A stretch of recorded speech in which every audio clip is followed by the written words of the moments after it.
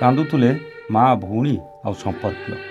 ଯିଏ ଯାଉଥିଲା ଏମିତି କାନ୍ଦ ଦେଖି ଘଡ଼ି ଅଟକି ଯାଉଥିଲା ଆଉ ସେ ମଧ୍ୟ କାନ୍ଦି ପକାଉଥିଲା।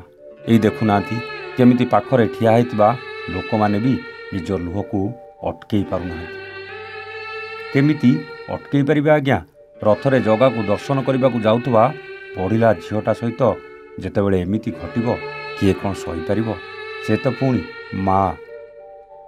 ଜଗା ଦର୍ଶନ କରିବାକୁ ଯାଉଥିବା ଝିଅ ଯେତେବେଳେ ସମସ୍ତଙ୍କୁ ଛାଡ଼ି ଆରପାରିକୁ ଚାଲିଯିବ କେଉଁ ମା ବା ସହିପାରିବ ଆଜ୍ଞା? ସେପଟେ ରଥ ଉପରେ ଲକ୍ଷ ଲକ୍ଷ ଭକ୍ତଙ୍କୁ ଦର୍ଶନ ଦେଉଥିଲା କାଳିଆ ସାଆନ୍ତେ। ହେଲେ ଏପଟେ ତାଙ୍କୁ ଦର୍ଶନ କରିବାକୁ ଯାଉଥିବା ସେହି ଭକ୍ତ ଯେ ଦର୍ଶନ କରିବା ପୂର୍ବରୁ ଅଧା ରାସ୍ତାରୁ ଅଫେରା ରାଇଜକୁ ଫେରିଯିବ ଏକଥା କାହାକୁ ବା ଜଣାଥିଲା? ମନ ଭିତରେ କେତେ ଖୁସି ଥିଲା ଆଉ ମନରେ କେତେ ଆଶା ନେଇ ଯାଇଥିଲେ ଶରଦା ବାଲିରେ ରଥ ଉପରେ ମହାପ୍ରଭୁଙ୍କୁ ଦର୍ଶନ କରିବେ ଆଉ କେତେ କ'ଣ ମାଗିବେ।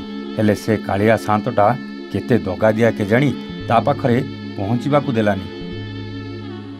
ହଁ ଆଜ୍ଞା, ଜଗାକୁ ଦର୍ଶନ କରିବାକୁ ଯାଉଥିବା ବେଳେ ଘଟିଥିଲା ଅଘଟଣ।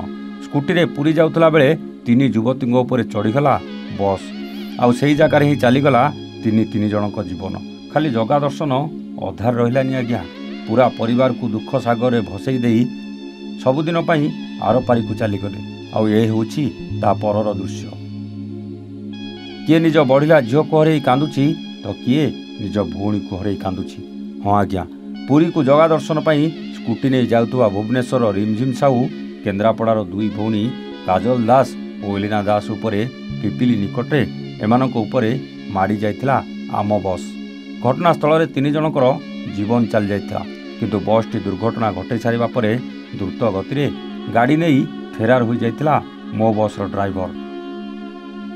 ପୋଲିସ ଘଟଣାସ୍ଥଳରେ ପହଞ୍ଚି ତଦନ୍ତ କରୁଥିଲା ବେଳେ ହସ୍ପିଟାଲ ପରିସର କାନ୍ଦ ବୋବାଳିରେ ଫାଟି ପଡ଼ୁଥିଲା।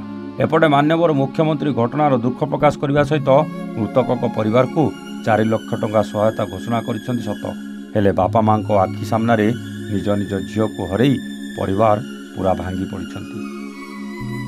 ପୁରୀରୁ ପ୍ରଶାନ୍ତ ମହାରଣାଙ୍କ ରିପୋର୍ଟ, ନିର୍ବାଣ ଓଡ଼ିଆ।